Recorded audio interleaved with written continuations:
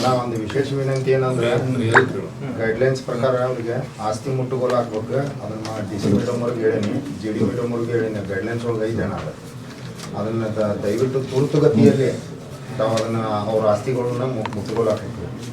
ತಂದೆ ಅವರಪ್ಪ ಅಲ್ಲಿ ಇಲ್ಲಿ ಅದ ಇಲ್ಲ ಹೇಳಪ್ಪ, ಏನು ಮೇಲೆ ಅಟ್ಯಾಕ್ ಮಾಡಿದ್ದು ಹೇಳು ಸರ್. ನಾನು ಬೆಳಿಗ್ಗೆ 9 ಗಂಟೆ ಬಂದುಬಿಟ್ಟಿದ್ದೆ ಸರ್. ನಾನು ಕರೆಂಟ್ ಇರಲಿಲ್ಲ, ನಾನು ನೀರು ಹಾಕಿದ್ದೆ, ಕರೆಂಟ್ ಇರಲಿಲ್ಲ. 1 ಗಂಟೆವರೆಗೆ ಕೂತಿದ್ದೆ ನಾನು ಎಲ್ಲ.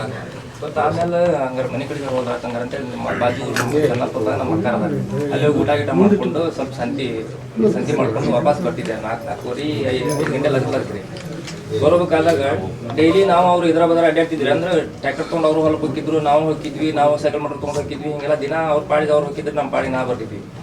ಅವತ್ತಿನ ದಿನ ಏನು ಮಾಡಿದ್ರು ಅಂದ್ರೆ ಸೀದಾ ನನಗೆ ತೊಗೊಂಡು ಗಾಡಿ ತೊಗೊಂಡ್ಬಿಟ್ರಿ ಟ್ರ್ಯಾಕ್ಟರ್. ನಾನು ಸೈಕಲ್ ಮೋಟರ್ನೇ ಬರ್ತಿದ್ರಿ. ಬಂದಾಗಂತ ನಾನು ಗಾಡಿ ಅವ್ರು ಇಳ್ಕಲ್ದಾಗ ಹೆಂಗೆ ಇದು ರೈಸ್ ಮಾಡಿದ್ರಲ್ರಿ ಗಾಡಿ ನನಗೆ ಬಂತ ನೋಡ್ಕೋತ ನಮ್ಮ ಹುಡುಗರು ಗಪ್ನ ಸೀದಾ ಹಿಂಗೆ ಬಂದವ್ರು ಟಚ್ ಹಾಕಿದ್ರಿ. ನಾ ಕವಾಲಿ ಗಾಡಿ ಹಾಕಿದೆ.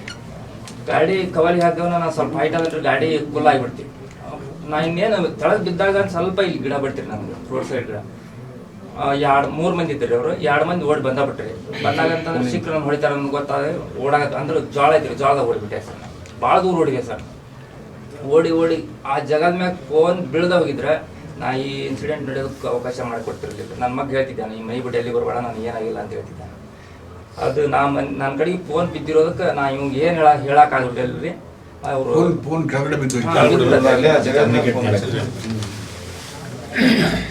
ಭಾಳ ಅಂದ್ರೆ ರೋಡ್ ಹುಲಿಬಾರ್ದು. ರೋಡ್ ಎಲ್ಲ ಅವ್ರು ಅದಾರ ಸರ್.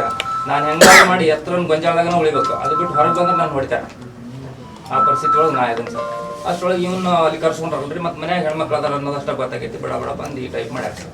ಇಲ್ಲಿ ಫಸ್ಟ್ ಬಂದು ಕ್ಯಾಮ್ರಾ ನೋಡ್ದಾರ ಸರ್. ನಮ್ಮ ಮನೆ CC ಕ್ಯಾಮ್ರಾ ಐತೆ ಸರ್. ನೀವು ಹಾಕಿದ್ರಿ CC ಕ್ಯಾಮ್ರಾ? ಹಾಂ ಸರ್.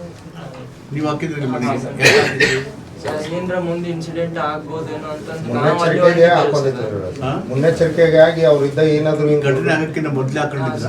ಹೌದು ಅಣ್ಣ. ಇದು 8 ತಿಂಗಳದಿಂದ ಮದುವೆ ಆದ್ಮೇಲೆ ಮದುವೆ 8 ತಿಂಗಳದಿಂದ ಏನೈತಲ್ಲಣ್ಣ, ಇವ್ರಿಬ್ರು ಪ್ರೀತಿಸಿ ಆ ಹುಡುಗಿ ಒತ್ತಾಯಪೂರ್ವಕವಾಗಿ ಮನೆಗೆ ಬಿಟ್ಟು ಬಂದ ನಂತರ ಐತಲ್ಲ, ಪೊಲೀಸ್ ಠಾಣೆ ಒಳಗೆ ನಾನೇ ಇದ್ದೆ ರೀ.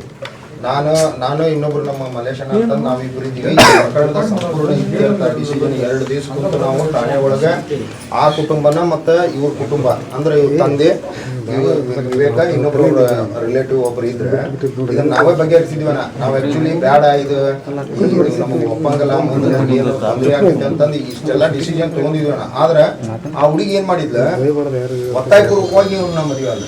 ಮತ್ತೆ ಇವಾಗ 2 ಸಲ ಅವ್ರ ಮೇಲೆ ಮುನ್ನೆಚ್ಚರಿಕೆ ಕ್ರಮವಾಗಿ ಅವ್ರ ಮೇಲೆ ಮುಚ್ಚಳಿಕೆ ಪತ್ರವನ್ನು ತೆಗೆದುಕೊಂಡಾರಣ್ಣ.